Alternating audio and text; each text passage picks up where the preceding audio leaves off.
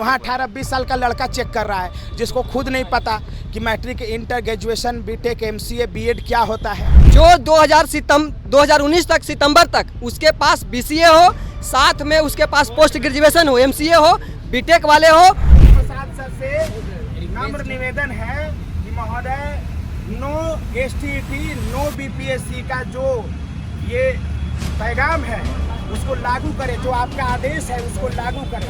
सितंबर 2019 का पहले डिग्री होना चाहिए, अगर बीसीए है तो उसके पोस्ट ग्रेजुएशन होना चाहिए, एमसीए होना चाहिए, उसके बाद और साथ ये अलग बीटेक भी होना चाहिए। ठीक है, जेन्युइन कैंडिडेट का हक मारा जा रहा है। हालांकि इस बात को जानते हैं कि अंतिम रूप से वो छट जाएंगे, लेकिन सबसे बड़ी समस्या है कि वो सीट महोदय से निवेदन होगा कि सर्टिफिकेट नंबर एप्लीकेशन आवेदन करते समय लोगों ने सही भरा, भूलवश या कहाँ मिसिंग है, वो सर्टिफिकेट अपलोड दूसरे का हो गया तो उनका नहीं हो रहा, जबकि ये जेन्युइन है। अध्यक्ष महोदय श्री अतुल प्रसाद जी के जो आदेश है उसका उल्लंघन हो रहा है। जिन्होंने भी बीपीएससी को चुनौती पेश किया है, बिना एसटीईटी का फॉर्म भर दिया है, उसको सीधे बाहर किया जाए और उस पर 420 का मुकदमा किया जाए कि आपने फॉर्म कैसे भर दिया।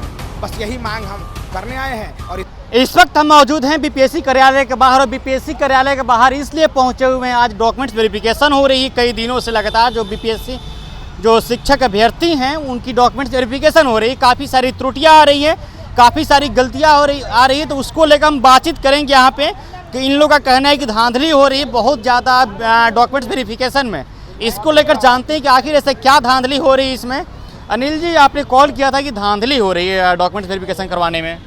धांधली नहीं हो रहा है महोदय। अध्यक्ष महोदय श्री अतुल प्रसाद जी के जो आदेश है उसका उल्लंघन हो रहा है। क्या आदेश है, क्या उल्लंघन हो रहा है? इन्होंने निकाला था बीपीएससी टीआरई के विज्ञापन में कि बीपीएससी शिक्षक भर्ती परीक्षा का फॉर्म वही भर सकता है जिसके पास एसटीईटी का प्रमाण पत्र हो। एसटीईटी ठीक है, और जिसके पास एसटीईटी का प्रमाण पत्र नहीं है उसने भी फॉर्म भर दिया, परीक्षा दे दिया, और अब डॉक्यूमेंट वेरिफिकेशन में मुहर भी लग गया। तो हम इनको कहने आए हैं अध्यक्ष महोदय को कि हाथ जोड़ करके विनती है, ये जिंदगी का मामला है हम लोगों का। 4 सालों से संघर्ष कर रहे हैं। बिना एसटीईटी वाले अगर चले जाएंगे आगे तो फिर वो तो आगे छट जाएंगे, सीट खाली रह जाएगा। तो हमारा ये कहना है कि डॉक्यूमेंट वेरिफिकेशन में जिन्होंने भी बीपीएससी को चुनौती पेश किया है, बिना एसटीईटी का फॉर्म भर दिया है, उसको सीधे बाहर किया जाए और उस पर 420 का मुकदमा किया जाए कि आपने फॉर्म कैसे भर दिया। बस यही मांग हम करने आए हैं और इसी मांग के साथ आए हैं। मंडे को हम लोग आएंगे, आज बंद है, कल भी बंद रहेगा। हम लोग सभी अभ्यर्थी हजारों की संख्या में मंडे को आ रहे हैं। आप सभी पत्रकार बंधु आइए। तो आप लोग का डॉक्यूमेंट्स वेरिफिकेशन हुआ? डॉक्यूमेंट वेरिफिकेशन हो गया, वहाँ चेक ही नहीं हो रहा है ना कुछ। क्यों नहीं? वहाँ 18-20 साल का लड़का चेक कर रहा है, जिसको खुद नहीं पता कि matric, inter, graduation, BTech, MCA, BEd क्या होता है। उसको खुद नहीं पता कि एसटीईटी किस जंगल का नाम है, कब डिग्री चाहिए, कब, उसको कुछ पता ही नहीं है। हम यही कहने आए, हम लोग बहुत चिंतित हैं कि बिना एसटीईटी का कोई बीपीएससी टीआरई का आवेदन कैसे दे सकता है। बस इसी की जांच करवा लिया जाए। सही बात है। आपके चैनल के माध्यम से अतुल सर से हम जहानाबाद से आए हैं। हम उनको बस इतना ही कहना चाहते हैं कि ये विज्ञापन 2019 का है और ये मार्क्स बेसिस पे होने वाला था, लेकिन आज बीपीएससी ली और बहुत खुशी की बात है। हम तमाम कैंडिडेट चाहते हैं कि बीपीएससी ने बहुत अच्छे तरह से एग्ज़ाम लिया है, लेकिन डॉक्यूमेंट वेरिफिकेशन जिस तरह से हो रहा है, ये हर व्यक्ति जानता है कि जिसके पास फोटो जो अपलोड किए हैं वो तो कॉपी हमारे पास है ही। यहाँ पे होना चाहिए कि जो कैंडिडेट कंप्यूटर साइंस में खास करके जो 2019 तक सितंबर तक उसके पास बीसीए हो, साथ में उसके पास पोस्ट ग्रेजुएशन हो, एमसीए हो, बीटेक वाले हो और स्टेट 2019 पास हो। मैंने जब सेंटर पे एग्ज़ाम देने गया तो वहाँ पे कैंडिडेट ऐसे मिले जो बोलते हैं कि स्टेट होता क्या है।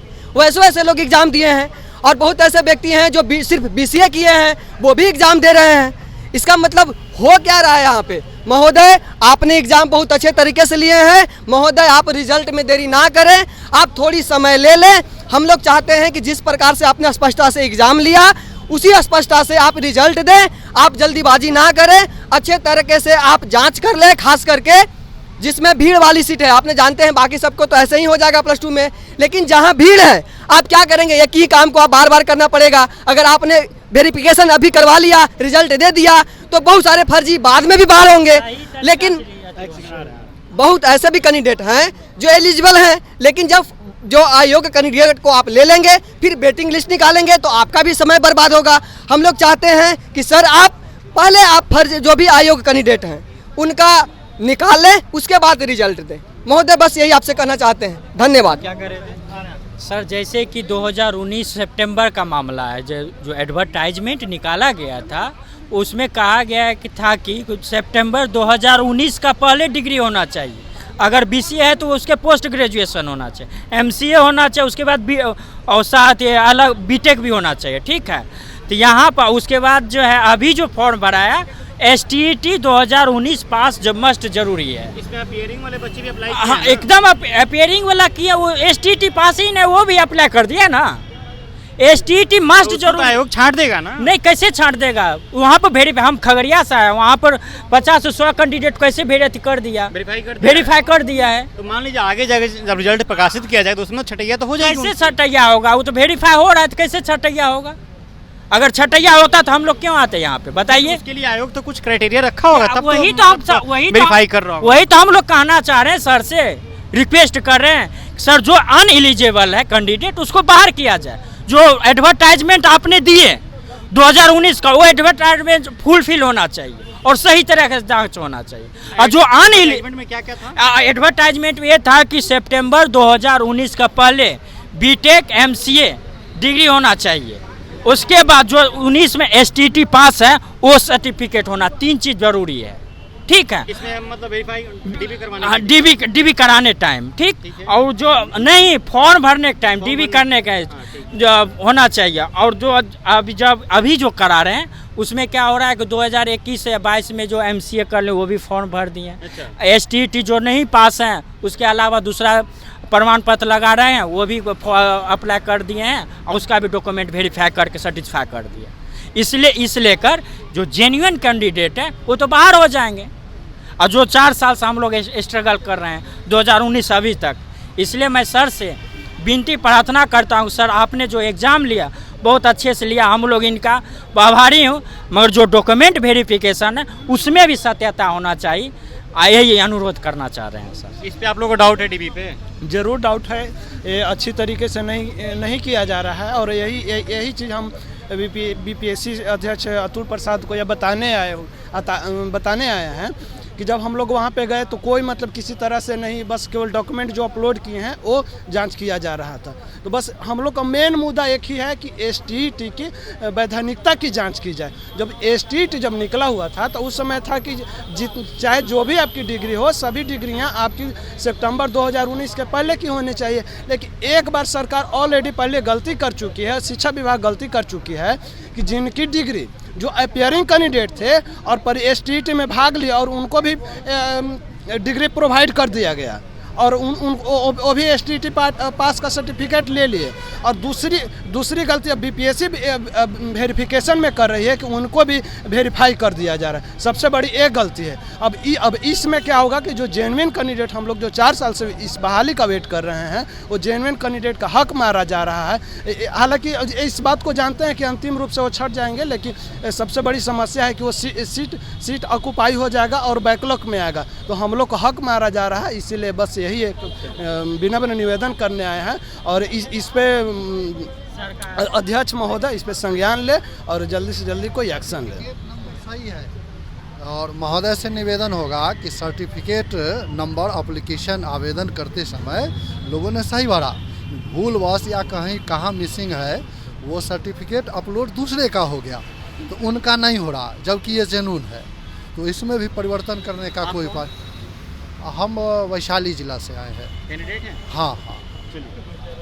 आप समझ सकते हैं, साफ तौर पर इनका कहना है कि जो 2019 के बाद की भी जो हैं अपीयरिंग वाले 21-22 वाले भी वो भी इसमें फॉर्म डाले हैं, परीक्षाएं दी हैं BPSC TRE के, और उन अभ्यर्थियों का भी डॉक्यूमेंट्स वेरिफिकेशन हो रही है। तो साफ तौर पे जो डॉक्यूमेंट्स वेरिफिकेशन करवाए जा रहे हैं तो इन लोगों का आरोप है कि उसमें धांधलीबाजी हो रही है, उस पर एक्शन लिया जाए और जल्द से जल्द कार्रवाई किया जाए, नहीं तो फिर से ये धरना प्रदर्शन करेंगे। और ये चेतावनी भी दी है सरकार को कि सोमवार को हम लोग भारी संख्या में यहाँ पे धरना प्रदर्शन करेंगे। चलिए बहरहाल इस खबर में इतना ही। मेरा नाम आदित्य, आप पंचायत देख रहे थे। अगर आपके तरफ भी डॉक्यूमेंट वेरिफिकेशन में त्रुटियां आ रही है, गलतियां हो रही है, धांधलीबाजी हो रही है, तो आप हमें कमेंट्स के जरिए बता सकते हैं और फिर अगला वीडियो आपके लिए उस पर मैं लेकर आऊँगा। बहुत बहुत शुक्रिया। अतुल प्रसाद सर से नम्र निवेदन है कि महोदय नो एसटीईटी नो बीपीएससी का जो ये पैगाम है उसको लागू करें, जो आपका आदेश है उसको लागू करें। बस हम यही फरियाद लेकर आए हैं और हमें उम्मीद है कि आप मानेंगे।